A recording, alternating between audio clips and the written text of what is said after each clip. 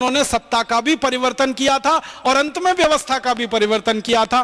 भारत स्वाभिमान अभियान का भी उद्देश्य बिल्कुल स्पष्ट है कि हमें व्यवस्था परिवर्तन ही करना है। इसमें से सत्ता परिवर्तन हो जाए तो वो हमारे लिए पहले चरण की बात है, हमारा अंतिम चरण तो व्यवस्था परिवर्तन का काम है। तो हमारे सेनापति परम पूजनीय स्वामी रामदेव जी, हमारे शुभेच्छक, हमको आशीर्वाद देने वाले परम पूजनीय आचार्य श्री, ये सब हमारे साथ में हैं, आशीर्वाद दे रहे हैं, शुभकामनाएं दे रहे हैं, हमारे साथ हमको उत्साह दे रहे हैं, हमको दिशा दिखा रहे हैं, रास्ता बता रहे हैं। क्योंकि दिशा और रास्ते का बड़ा महत्व होता है व्यवस्था परिवर्तन के काम में। थोड़ी सी दिशा भटक जाए तो पूरा आंदोलन खत्म हो जाता है, थोड़े से भी आंदोलन में कहीं कमी आ जाए तो पूरा आंदोलन खत्म हो जाता है। तो ऐसी स्थिति में परम पूजनीय स्वामी जी, आचार्य श्री और उनके सब सहयोगी साधु संत वृंद हमें दिशा दिखा रहे हैं। हम सब उनके सेनानी बनकर इस भारत स्वाभिमान के अभियान को सफल बनाएंगे ही, क्योंकि हमारा लक्ष्य वही है जो श्री राम, श्री कृष्ण या आचार्य चाणक्य का रहा है। हमें सत्ता नहीं चाहिए, सिंहासन नहीं चाहिए, पद नहीं चाहिए, प्रतिष्ठाएं नहीं चाहिए, लेकिन व्यवस्था बदलनी है। उस व्यवस्था बदलने के काम में सत्ता बदलती है, ये हमारे लिए गौड़ है। व्यवस्था बदले वो हमारे लिए सबसे महत्व का है। भगवान और ईश्वर हमको इसमें जरूर कामयाब बनाएंगे, जरूर हमें सफलता देंगे, क्योंकि हम ईमानदारी से अपने काम में लगे हैं। हम सब ईमानदारी से, कर्तव्य निष्ठा से, अपने जोश और उत्साह से, अपने पूरी ऊर्जा को बनाए रखकर इस काम में लगे हुए हैं। तो जरूर ईश्वर हमारी मदद करेंगे, जरूर ईश्वर का आशीर्वाद हमें मिलेगा। सदगुरु का आशीर्वाद, ईश्वर का आशीर्वाद दोनों मिल जाए तो बड़े से बड़े काम हो जाते हैं। और मैं अंत में एक ही वाक्य कहना चाहता हूं कि गुलामी का पहाड़ कितना भी मजबूत हो, बहिष्कार के एक अमोघ शस्त्र से पूरी तरह टूट जाता है, चकनाचूर हो जाता है। तो बहिष्कार का आंदोलन हम फिर चलाएंगे, अंग्रेजियत के खिलाफ, विदेशियत के खिलाफ, और हर गुलामी के पहाड़ को हम तोड़ देंगे। ऐसी भावना के साथ आपका आभार, बहुत बहुत धन्यवाद। ये जो मैं चारित्रिक, नैतिक और सामाजिक रूप से गिराने का षड्यंत्र और साजिश चल रही है, ये आज से नहीं चल रही है, ये बहुत पुरानी है, अंग्रेजों के ज़माने से चल रही है। तो आप सभी भारत स्वाभिमान के शिक्षकों से, कार्यकर्ताओं से, सेनानियों से मैं निवेदन करना चाहता हूं कि अपने जीवन के सामने एक दूसरा उच्च आदर्श और रखें। पहला आदर्श आपने रखा है व्यसन मुक्त हिंदुस्तान बनाना, व्यसन मुक्त भारत बनाना, व्यसन मुक्त भारतीय समाज बनाना। तो दूसरा वासना मुक्त भारत बनाना, वासना मुक्त भारतीय समाज बनाना, यह भी दूसरा बड़ा आदर्श हमें रखना पड़ेगा। तभी जाकर कोई बड़ी सामाजिक क्रांति हम कर पाएंगे। आर्थिक क्रांति करना बहुत आसान काम है, राजनीतिक क्रांति करना भी बहुत आसान काम है, लेकिन सामाजिक क्रांति करना, नैतिक क्रांति करना, चारित्रिक क्रांति करना बहुत मुश्किल काम होता है, बहुत ऊंचा काम होता है। इसको करने वाले भी बिरले होते हैं और करने वाले भी संख्या में बहुत कम होते हैं। तो आप सभी से मेरी विनम्र प्रार्थना है, निवेदन है कि आप इस वासना से डूबे हुए भारत के भाइयों को और इस वासना के कीचड़ में लिपटी हुई हमारी बहन, माँ बहन, बेटियों को जल्दी से जल्दी निकालने के लिए कमर कस के अपने अपने स्थानीय स्तर पर अभियान चलाएं और इस अभियान को एक सार्थक और सफल परिणाम तक पहुंचाएं। एक तीसरी और आखिरी बात आपसे मैं और कहना चाहता हूं। अंग्रेजों ने हमको चारित्रिक रूप से और नैतिक रूप से गिराने के लिए जो बहुत सारे काम किए, उनमें से एक काम और किया। अश्लीलता को इस देश में अंग्रेजों ने बहुत फैलाया और बहुत बढ़ावा दिया। अंग्रेजों के जमाने से बढ़ते बढ़ते ये 1947 तक काफी बड़े पैमाने पर फैला। अब हमारा ऐसा ही कल्पना थी, हमारा ऐसा ही उद्देश्य था कि जब 15 अगस्त 1947 को अंग्रेज भारत छोड़कर चले गए तो ये अश्लीलता और ये जुएबाजी का सारा कुतंत्र बंद होना चाहिए, खत्म होना चाहिए। लेकिन आज़ादी के 62 साल के बाद भी ये फैलता ही जा रहा है, ये बंद नहीं हो रहा है। इस पर भी हमें गंभीरता से विचार करना पड़ेगा और इस पर भी हमें कमर कस के कोई बड़ा सामाजिक आंदोलन खड़ा करना पड़ेगा। अश्लीलता बहुत तेजी से फैल रही है हमारे देश में, आप जानते हैं। इसके लिए सबसे बड़ी जिम्मेदारी अगर किसी की है तो हिंदुस्तान में बनने वाले सिनेमा की है, फिल्मों की है। फिल्मों ने पिछले 50-60 वर्ष में इतनी तेजी से अश्लीलता को फैलाया है कि 10, 12, 15 साल के बच्चों तक अब ये बहुत आसानी से पहुंच में आ गई है। हमारे जो नेता हैं परम पूजनीय स्वामी रामदेव जी, उनकी नैतिकता, उनकी आध्यात्मिकता, उनकी चारित्रिकता, उनके सारी ऊंचाइयां तो इस हिंदुस्तान में वर्तमान में काफी है। तो जब हमारे गुरु ऐसे हैं, हमारे सेनापति ऐसे हैं, तो हम में भी वैसे ही संस्कार आने वाले हैं।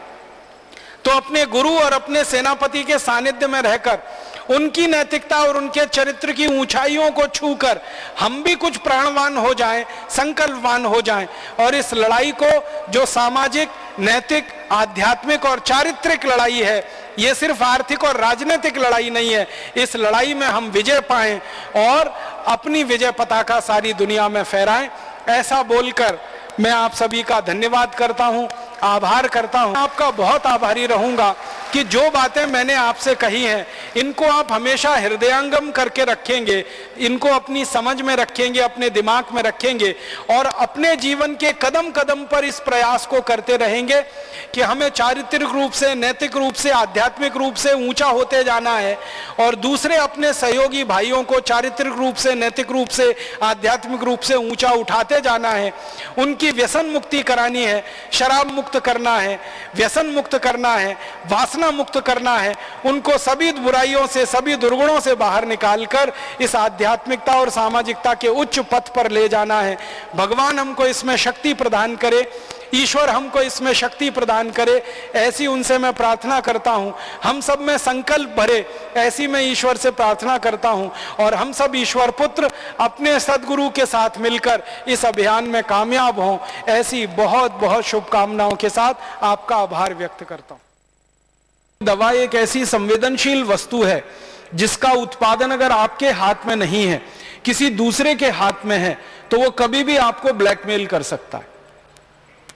मान लीजिए देश में कोई महामारी फैल गई, प्लेग फैल गया। अब आप कल्पना करिए कि प्लेग में काम आने वाली दवाएं अगर किसी विदेशी कंपनी के हाथ में है, सारा उत्पादन किसी विदेशी कंपनी के एकाधिकार में है या विदेशी कंपनी पूरी तरह से आयात करके उस दवा को लाती है, तो महामारी के समय में वो कंपनी सरकार के साथ बोलेगी कि भाई ये 100 रुपए की दवा है, हम तो इसको 1000 में बेचेंगे, 10,000 में बेचेंगे, आपकी मर्जी है तो लीजिए, नहीं है तो नहीं लीजिए, तो सरकार के हाथ पैर फूल जाएंगे। महात्मा गांधी कहा करते थे कि जब गुलामी का पहाड़ बहुत बड़ा हो जाए तो बहिष्कार वो डायनामाइट है जो किसी भी गुलामी के पहाड़ को तोड़ सकता है। ये गांधी जी कहा करते। 1942 में उन्होंने भारत के लोगों को यह कहा था कि अंग्रेजों की गुलामी बहुत बढ़ गई है, अब इस अंग्रेजी गुलामी को तोड़ने का एक ही रास्ता है कि आप अंग्रेजों का और अंग्रेजी वस्तुओं का बहिष्कार करें, उसके बाद ये गुलामी टूट जाएगी। और भारत के लोगों ने किया और अंग्रेजों की गुलामी टूटी और 15 अगस्त 1947 को हम आजाद हो गए। महात्मा गांधी की यही बात मैं आपको याद दिलाना चाहता हूं कि अभी ये विदेशी कंपनियों की गुलामी बहुत बढ़ गई है, दवा के क्षेत्र में उनकी लूटखोरी बढ़ गई है, उनका मुनाफाखोरी बहुत ज्यादा बढ़ गया है। भारत से जो लूट कर वो पैसा ले जा रहे हैं, दिन दिन बढ़ता ही जा रहा है, रात रात बढ़ता जा रहा है। पहले 60-70 करोड़ रुपए लेके जाते थे 1970 में, आज बड़े आराम से हर साल 32 से 35 हजार करोड़ तो ऑफिशियल उनके आंकड़े हैं, वो लूट के ले जा रहे हैं यहां से। फाइजर है, ग्लेक्सको है, एली लिली है, स्मिथ लाइन बीचम है, मैंने आपको बताया सीवग आएगी है, सेंडोज है, वुरोज वेलकम है, ऐसी 50 कंपनियां हैं। तो आप इसमें एक बड़ी मदद करिए, देश को इस समय आपकी बहुत जरूरत है। आपकी संवेदनशीलता, आपकी होशियारी, आपकी बुद्धिमत्ता देश के एक बड़े अर्थव्यवस्था के हिस्से को बचाने में काम आए, ये और भी बड़ी बात होगी। आप मरीजों को बचा रहे हैं, उनकी जान बचा रहे हैं, उनकी हैसियत के हिसाब से उनको इलाज देकर समाज में स्थापित करा रहे हैं, ये काम में तो आप लगे ही हुए हैं। राष्ट्र की अर्थव्यवस्था के एक बड़े हिस्से को भी बचाने में आप लग सकते हैं। मतलब मैं सीधा कह रहा हूं, हर साल ये विदेशी कंपनियां दवा के क्षेत्र से जो लूट कर ले जा रही हैं, वो पैसे को आप बचा सकते हैं और वो पैसे का गुणात्मक रूप से देश के विकास में उपयोग करा सकते हैं। 35,000 करोड़ रुपए सालाना अगर आप इस देश को बचत के रूप में दे सकें तो ये बहुत बड़ी रकम है इस देश के लिए। कई राज्यों का बजट बन सकता है 35,000 करोड़ रुपए से। आप उसमें बड़ी भूमिका निभा दीजिए और वो भूमिका सिर्फ इतनी सी है कि आपके क्लिनिक में, आपके ऑफिस में ये चुनी हुई 50 जो विदेशी कंपनियां हैं, इनके नाम लिस्ट करके रख लीजिए और आप उनको ध्यान दीजिए कि जब भी प्रिस्क्रिप्शन पर आपका पेन चले तो ऐसी किसी मल्टीनेशनल का, किसी विदेशी कंपनी की दवा का नाम आप ना लिखें, उसके विकल्प में देशी, स्वदेशी, भारतीय दवाओं का नाम लिखें। आप बोलेंगे सारे विकल्प उपलब्ध हैं। हाँ, सारे विकल्प उपलब्ध हैं, एक भी विकल्प में कहीं कमी नहीं है। हाँ, यह जरूर हो सकता है कि आप और हम मिलकर एक सूची बनाएं। मेरे पास ये 50 कंपनियों के नाम हैं, आप जब चाहेंगे आपको ये भेजे जा सकते हैं। इनके बाजार में क्या क्या प्रोडक्ट हैं, किस किस ब्रांड नेम से ये दवाएं बेच रही हैं, वो भी आपको उपलब्ध कराया जा सकता है। और उनके विकल्प में उतने ही अच्छे भारत की स्वदेशी दवाओं के जो ब्रांड नेम हैं वो भी आपको उपलब्ध कराए जा सकते हैं। ये पूरी सूची बनाकर आपको भेजी जा सकती है। आपको सिर्फ उस पर आचरण करना है, अमल करना है और इस देश के लिए एक आदर्श प्रस्तुत करना है। मैं आपसे विनम्रता पूर्वक इतना ही कहता हूं कि आप भारतीय हैं तो भारतीय वस्तुओं का उपयोग करें, ये हम बार बार कहते हैं, और भारतीय दवाओं का प्रिस्क्रिप्शन अपने स्लिप पर लिखें, ये मैं उसमें और जोड़ना चाहता हूं। ये कहकर मैं आप सबका धन्यवाद करता हूं, आपको बधाई देता हूं और निवेदन करता हूं कि इस सुझाव पर, इस विचार पर अगर आगे आप गहराई से कोई काम करेंगे तो हम आप मिलकर बहुत बड़े अभियान को शुरू करेंगे। बहुत बहुत धन्यवाद, बहुत बहुत आभार। वेदों के समय का है, वेदकालीन है और वो 10वीं शताब्दी तक चलता है। वेदों के समय से लेकर 10वीं शताब्दी तक का है। सबसे पहले एक अंग्रेज की जानकारी मैं आपको दूं, उसका नाम है थॉमस बेब मैकॉले, टीबी मैकॉले जिसको हम कहते हैं। ये भारत में आया, करीब 17 वर्ष इस देश में रहा और अपने 17 साल के भारत के प्रवास के बाद वो इंग्लैंड गया और इंग्लैंड की पार्लियामेंट में, हाउस ऑफ कॉमन्स में उसने एक लंबा भाषण दिया। मैं संपूर्ण भारत में प्रवास कर चुका हूं, उत्तर से दक्षिण, पूरब से पश्चिम में मैं जा चुका हूं, लेकिन मैंने कभी भी अपनी आंखों से भारत में एक भी व्यक्ति ऐसा नहीं देखा जो चोर हो, एक भी व्यक्ति ऐसा नहीं देखा जो बेरोजगार हो, एक भी व्यक्ति मैंने ऐसा नहीं देखा जो गरीब हो। ये बात आप ध्यान दीजिएगा, वो 2 फरवरी सन 1835 को कह रहा है। माने आज से अगर हम ये जोड़ेंगे तो लगभग 160-170 साल पहले वो ये बोल रहा है।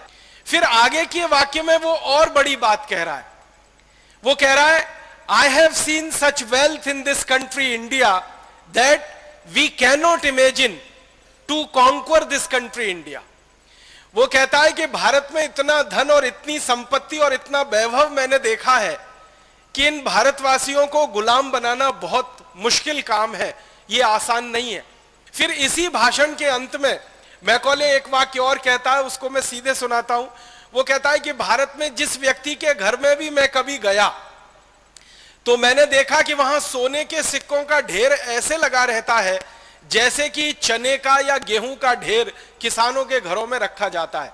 माने सामान्य घरों से लेकर विशिष्ट घरों तक सबके पास सोने के सिक्के इतनी अधिक मात्रा में होते हैं कि वो ढेर लगाकर उन सिक्कों को रखते हैं। और वो कह रहा है कि भारतवासी कभी इन सिक्कों को गिन नहीं पाते। एक प्रमाण मैकॉले का भाषण ब्रिटेन की संसद में 2 फरवरी 1835 को। ऐसा अद्भुत देश हमारा भारत रहा है जो अंग्रेजों के आने के पहले तक था। तो फिर आप बोलेंगे इतनी गिरावट भारत में कैसे आई? ये सारी गिरावट भारत में आई अंग्रेजों की नीतियों के कारण और अंग्रेजों के कानूनों के कारण। अंग्रेजों ने देखा कि भारत की सारी व्यवस्थाएं इतनी अद्भुत है, तो इन सारी व्यवस्थाओं को खत्म करना है, तोड़ना है, क्योंकि गुलाम बनाना है भारत को। कोले कहता है कि भारत को गुलाम बनाना है तो भारत की संस्कृति, सभ्यता, शिक्षा, इन सबका नाश करना पड़ेगा। तो उनका नाश करने के लिए उन्होंने कानून बनाए। सबसे पहले एक कानून बनाया, इंडियन एजुकेशन एक्ट, और उस कानून के आधार पर भारत के गुरुकुल बंद किए गए और धीरे धीरे भारत की शिक्षा व्यवस्था का नाश हो गया। फिर अंग्रेजों ने एक दूसरा कानून बनाया कि भारत की वस्तुओं पर ज्यादा से ज्यादा कर लगाओ और अंग्रेजी वस्तुओं को भारत में टैक्स फ्री कराओ। उसके बाद भारत के कारखाने बंद हो गए, फिर भारत का निर्यात खत्म हो गया, फिर भारत की कृषि व्यवस्था के लिए अंग्रेजों ने कानून बनाया कि किसानों के ऊपर 90% लगान लगाओ और किसानों की जमीनें छीनने के लिए लैंड एक्विजिशन एक्ट बनाओ। उसके बाद हिंदुस्तान के किसान बर्बाद हो गए। अगर अंग्रेजी कानून